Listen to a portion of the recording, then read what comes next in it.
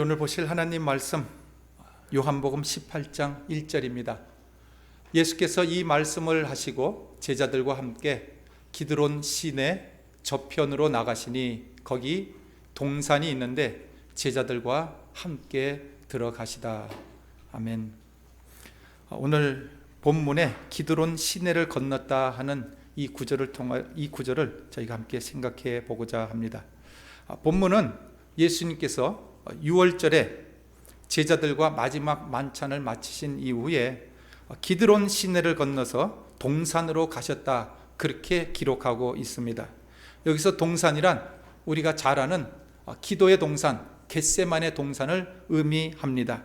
하지만 요한은 겟세마네라고 하는 그 단어를 사용하지 않고 그 대신 기드론 시내를 건너서 간 동산이라고 오히려 기드론 시내를 더 거론하고 있습니다. 기드론 시내는 예루살렘 성과 감람산 이 사이에 있는 골짜기에 있는 시내입니다. 이 기드론 시내는 구약에서 11번 언급을 하고 있는 반면 신약에서는 오늘 본문에 여기에 딱 한 번 기록하고 있습니다. 그러므로 신약에서는 사도 요한 외에는 그 누구도 이 기드론 시내라고 하는 용어를 사용하지 않았다는 사실입니다. 요한은 특이하게 겟세마네라고 하는 용어는 피하고 이 기드론 시내라고 하는 이 용어를 강조하고 있다는 겁니다. 여기서 이 요한이 지금 강조하고 있는 이 기드론 시내에 담겨 있는 의미가 무엇인가, 오늘 저희가 한번 하나님의 말씀을 통해서 한번 생각해 보시는 그런 시간이 되시기를 바랍니다. 이 기드론 시내는 1년에 몇 번 폭우가 올 때에만 계곡에 물이 흐르는 그런 시내입니다. 우리 사막에 사는 오늘 우리도 아마 잘 아실 줄로 압니다. 평상시에는 말라 있습니다. 그러다가 폭우가 왔을 때 1년에 이스라엘에 몇 번 폭우가 왔을 때에만 물이 흘러내리고 그 외에는 항상 말라 있습니다. 그래서 이스라엘 사람들은 이곳을 기드론 시내라고 부르기보다는 기드론 계곡이라고 더 많이 불러왔습니다. 영어로 보면 기드론 밸리라고 그렇게 번역이 되어 있습니다. 이 기드론 계곡 주위에는 일찍부터 공동묘지가 형성이 되어 있었습니다. 우리가 잘 아는 이스라엘 왕권을 탈취하기 위하여 자기 아버지 다윗 왕에게 칼을 겨누었던 그 압살롬의 무덤도 이 기드론 계곡에 있고, 에스겔서에 나오는 그 골짜기에 수많은 뼈다구들이 다시 살아난 그 골짜기를 이스라엘 사람들은 이 기드론 계곡이라고 그렇게 해석을 합니다. 그래서 이스라엘 사람들에게 있어서 이 기드론 계곡이란 죽음의 골짜기, 그리고 무덤의 골짜기일 따름입니다. 그러나 아이러니하게도 이 골짜기의 이름이 기드론입니다. 기드론의 히브리어 의미는 백향목입니다. 기드론 시내란, 다시 말씀을 드리면 백향목 시내다 하는 그런 말이라는 것이죠. 근데 아까 말씀드렸다시피 이 기드론 시내는 1년 내내 비가 거의 오지 않아서 메말라 있기 때문에 백향목은커녕 다른 나무들도 잘 자랄 수 없는 곳이랍니다. 그럼에도 불구하고 이 골짜기를 기드론 시내라, 백향목의 시내라고 그렇게 불렀다는 것입니다. 실질적으로는 무덤이 가득한 골짜기일 따름이었습니다. 현실과 전혀 걸맞지 않는 이름임에도 불구하고 이스라엘 사람들 중 그 누구도 여기에 대해서 의의를 제기한 사람 하나도 없고, 오늘날까지도 우리도 물론 잘 알지 못하기 때문에 기드론 시내 하지만 기드론 시내는 백향목 시내라는 겁니다. 이 기드론 시내를 언급한 사도 요한의 의도가 무엇인가 한번 생각을 해 보십시다. 유대인들은 유월절을 지키기 위하여 전 세계에 흩어져 있던 유대인들이 이 유월절이 되게 되면 다 모여와서 어린 양으로 제사를 드리게 됩니다. 근데 예수님 시대로부터 한 30년이 지난 이후, 그러니까 주 한 60년경에 있었던 인구조사, 호구조사 때 보면 이때 잡혀 죽었던 양의 숫자가 기록이 되어 있는데 약 25만 6천 마리랍니다. 그 엄청난 양이 희생을 당했다고 하는 것 머리에 염두를 두시고, 모세가 지은 성막에는 바닥이 흙으로 되어 있습니다. 그래서 짐승을 잡으면 그 피를 바닥에 그냥 쏟으면 됐습니다. 하지만 솔로몬이 지었던 이 성전은 돌로 바닥이 되어 있습니다. 그렇기 때문에 이 솔로몬이 지었던 이 솔로몬 성전 번제단에서 옆에다가 하수구를 만들었는데, 그 잡았던 그 피를 흘려보낼 수 있는 하수구를 만들어 놨답니다. 근데 그 하수구가 기드론 시내로 연결이 되어 있었습니다. 그래서 거기서 수없이 많은 25만 마리의 양을 잡아서 그 피를 물로 씻어서 냈다고 하면, 그것이 하수구가 기드론 시내로 연결되어 있으니, 그 기드론 시내에는 예수님께서 그 길을 건너실 때쯤에는 학자들이 생각하기를 검붉은 어린 양들의 피가 그 계곡을 흘러내려갔다고 해석을 합니다. 당연한 일 아니겠습니까? 해마다, 그리고 유대인의 절기 때마다 이 기드론 시내는 짐승의 피가 흐르는 시내였습니다. 하지만 요한은 오늘 본문을 통하여 그 피가, 거기에 흘렀던 수없이 많은 짐승의 그 피들이 예수님의 피인 것을 상징해 주는 것이라고 지금 설명해 놓고 있다는 겁니다. 그 기드론 시내는 유대인들의 절기 때마다 항상 물 대신에, 빗물 대신에 수없이 많은 짐승들의 피가 흘렀거늘, 그 기드론 시내를 수없이 많은 유대인들이 건넜거늘 그 어느 누구도 별 신경 쓰지 않고 아마 더럽다고 하고 건넜을 것입니다. 그러나 이 요한만큼은 그 시내가, 그 피가 바로 예수님께서 흘리신 보혈의 피인 것을 지금 우리한테 설명을 해놓고 있다는 사실입니다. 그러므로 예수님께서 들어가신 그 동산은 이 피의 시내를 건너가서 들어가신 동산이라, 이렇게 지금 요한은 말하고 있다는 겁니다. 오늘 본문 1절에 기드론 시내를 건너가면 거기 동산이 있습니다, 이렇게 말하고 있다는 겁니다. 이 피의 기드론 시내를 건너간 그곳을 겟세마네, 기름 짜는 곳이라고 밝히지 않고 오직 동산이라고만 밝혔는데, 이 의미가 무엇이냐? 주석가들은 이 부분을 해석하기를, 최초의 인간 아담이 죄에 빠지게 된 그 에덴 동산과 지금 예수님께서 이 피에 자기 자신으로 말미암아 흐르게 될 이 기드론 시내, 이 피의 시내를 건너가서 들어간 그 동산과 대조시키면서 지금 설명해 놓고 있다는 사실입니다. 요한복음 주석가인 핑크라고 하는 신학자는 두 동산 사이의 관계를 이렇게 묘사합니다.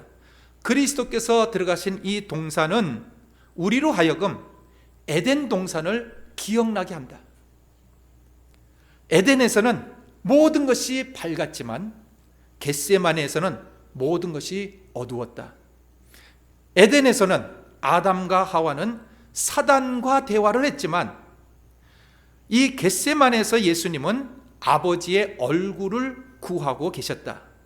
에덴에서는 아담이 범죄하고 넘어졌지만 겟세마네에서 예수님은 고난을 받으셨지만 이기시고 승리하셨다.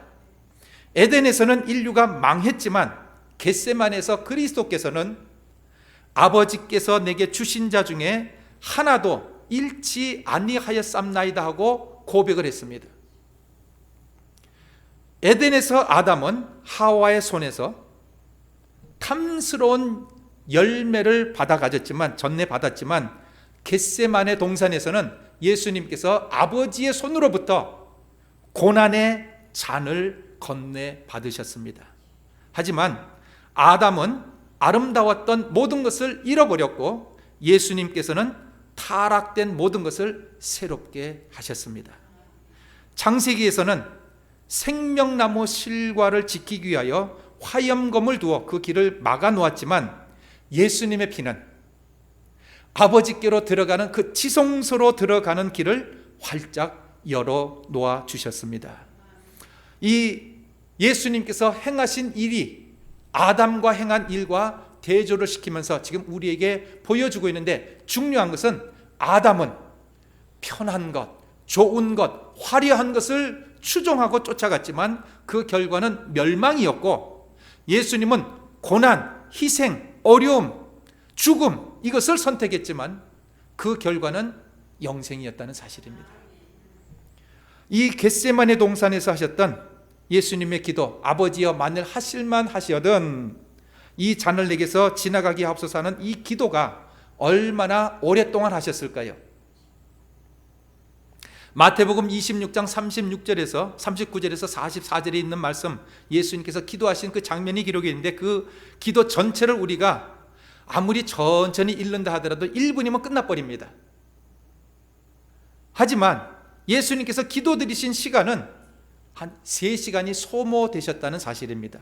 왜냐하면 예수님께서 첫 번째 기도를 하시고 베드로에게 오셔서 하신 말씀이 뭡니까?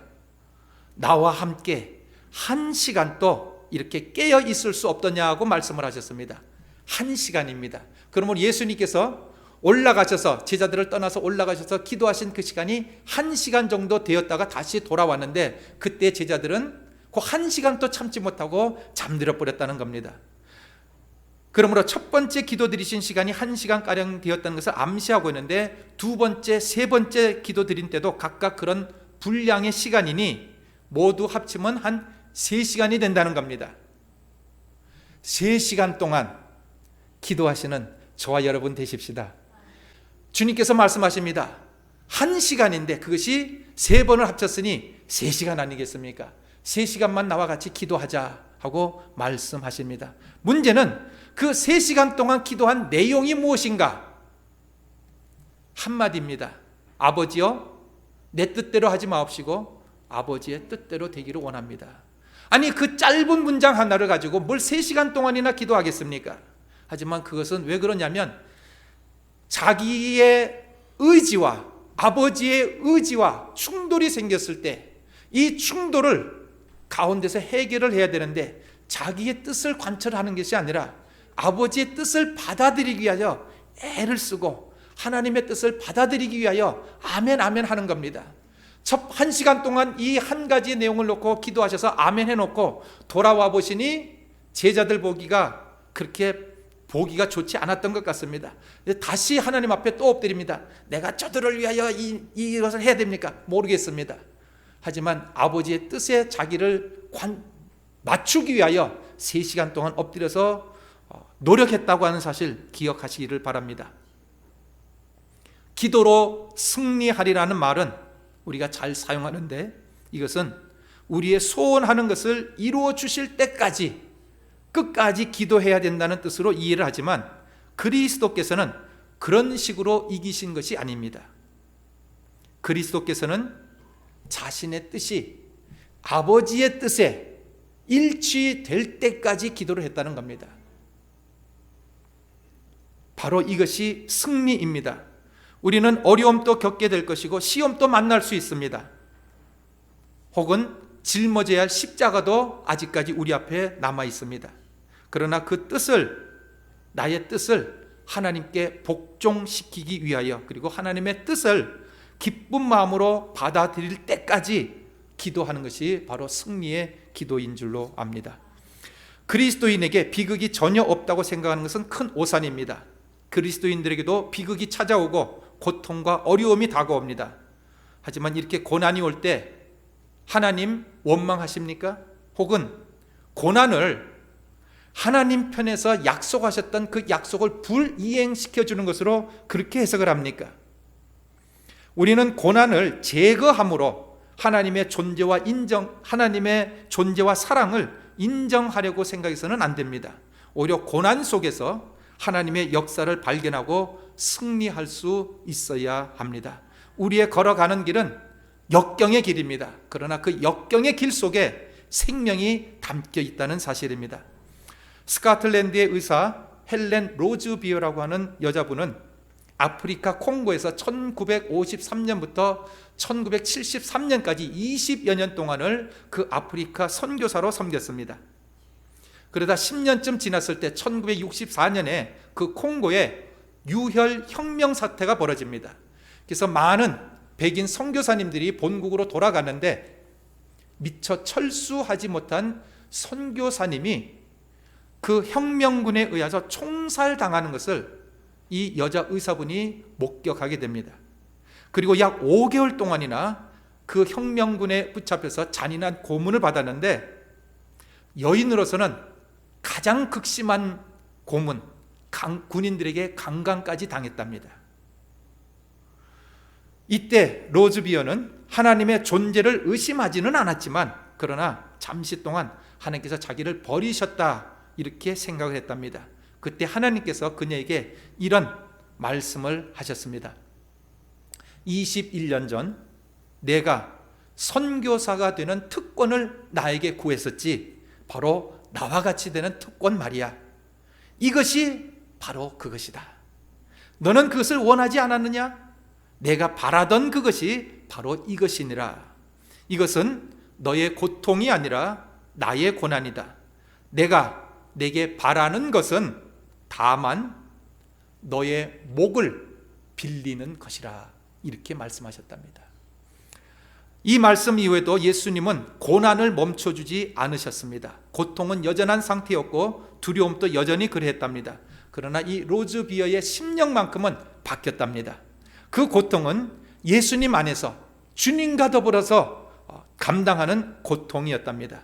그녀는 그 고통을 받은 그 아프리카에서 10년을 더 선교사로 섬기다가 그 이후 기독교 선교의 국제적인 강사로 섬겼습니다. 그러다 2016년 12월에 91살의 나이로 주님의 부르심을 받아서 가셨답니다. 먹음직도 하고 보암직도 하고 지혜롭게 할 만큼 탐스럽기도 한 그 열매, 인간의 욕망으로 볼 때는 좋아 보이는 그 열매는 사람을 멸망으로 이끌어 갔습니다. 반면에 그리스도께서 그 주어진 잔을 고통과 죽음을 마다하지 아니하고 그 세상적인 눈으로 볼 때는 지혜라기보다는 어리석음에도 불구하고 이 희생이 하나님 백성에게 생명을, 영생을 주셨다는 사실입니다. 그 기드론 시내를 건너지 않았다고 하면 오늘 우리에게는 영생이 없다는 사실입니다. 희생의 피로 말미암아 흐르는 시내를 건너간 그 동산은 망가졌던 것들을 원점으로 다시 돌려놓았고 사망을 생명으로 바꾸어 놓았답니다. 우리가 어떤 길을 선택하시겠습니까? 죽음은 죽음인데 죽음에 대하여 나름 다른 해석이 있답니다. 아프리카에서는 갓난 아기의 죽음보다 노인의 죽음을 더 슬퍼한답니다. 노인은 많은 경험을 쌓았기 때문에 부족 사람들에게 도움을, 지혜를 줄 수 있지만 갓난 아기는 아직 세상을 살지도 못했기 때문에 그가 죽는지 사는지도 깨닫지도 못한다는 겁니다. 반면 유럽에서는 갓난 아기의 죽음을 더 슬퍼합니다. 왜냐하면 이 아이가 만약 살았다고 하면 앞으로 훌륭한 일을 해낼 수 있었을 터인데, 그래서 그 아이의 장래를 바라보고 아이의 죽음을 안타까워하는 겁니다. 그에 비해 유럽에서는 죄송하지만 노인의 죽음은 그렇게 별로 신경 안 쓰는 것 같습니다. 만약 여러분 원하시면 아프리카로 이사 가시기를 바랍니다. 노인은 살 만큼 살았다 생각을 하고 더 이상 발전이 없고 소망이 없기 때문이라 아마 이렇게 생각하기 때문인 것 같습니다. 그래서 똑같은 죽음인데도 불구하고 해석하기에 따라서 갖는 의미가 다르다는 겁니다. 두 해석 다 나름 일리가 있습니다. 하지만 공통점을 여기서 한번 발견해 볼 수 있는데, 찾아볼 수 있는데, 그것은 사회에 도움이 되는가 안 되는가 하는 그것을 바라본다는 겁니다. 아프리카 부족들은 노인의 지혜가 사회에 도움이 된다고 생각했고, 유럽에서는 어린 아이의 그 새로운 도전이 사회에 도움이 된다, 이렇게 생각을 한 것입니다. 그래서 유럽 사회는 아마 그래서 젊은이들을 더 우대를 하고 젊은이를 통해서 사회가 발전하는지도 모르겠습니다. 누가 더 사회에 큰 공헌을 하는지 저는 판가름하기가 힘들지만 인간 존재의 목적은 공동체의 유익을 위하는 것이라고 하는 이 한 가지 사실만큼은 우리가 생각해 보시길 바랍니다. 공동체에 도움이 되지 못하는 존재, 자기 자신만을 위한 생존은 어느 사회에서도 환영받지 못합니다. 이것은 하나님 창조의 법칙에도 맞는 일입니다. 하늘의 미를 통하여 100배의 생명을 얻을 수 있다면 이는 값어치 있는 생입니다. 하지만 하늘의 밀이 자기 자체로 그대로 유지하다가 하늘 자체로 끝난다고 하면 이거는 아무런 생산성 없는 생애입니다. 이보다 더 잘못된 생애가 있습니다. 자기 하나를 위하여 다른 많은 생명을 희생시키고 죽이는 그런 생애도 있다는 사실입니다. 자기 혼자 살고자 남을 파괴하는 삶은 악한 삶입니다. 우리는 어떤 삶을 살 것인가 선택하시게 되기를 바랍니다. 피의 시내를 건너서 들어간 그 동서는 자신의 뜻을 꺾고 아버지의 뜻에 자기 자신을 맞춰드리는 그런 순종하는 곳입니다. 하지만 그곳은 자신을 희생시킴으로 말미암아 아름다운 많은 열매를 맺었던 곳입니다. 우리가 가진 이 영생은 이 기드론 시내를 건너신 예수님의 희생을 통해서 이루어진 축복이라고 하는 사실을 기억하시면서 이 희생으로 말미암아 영생을 얻은 우리들은 예수님과 같이 기드론 시내를 건너서 동산으로 들어갈 것인지 아니면 포기하고 내 자신의 삶을 선택해서 살 것인지 결단을 해야 할 것입니다. 다른 사람에게 좋은 영향을 미치고 생을 마감할 수 있다면 이는 아름다운 삶입니다. 버리는 것이 곧 얻는 것이라고 말씀하셨던 주님의 가르침을 본받아 많은 열매를 맺는 아름다운 삶을 사시는 지혜로운 성도님 되시기를 주님의 이름으로 축원을 드립니다. 기도드리겠습니다.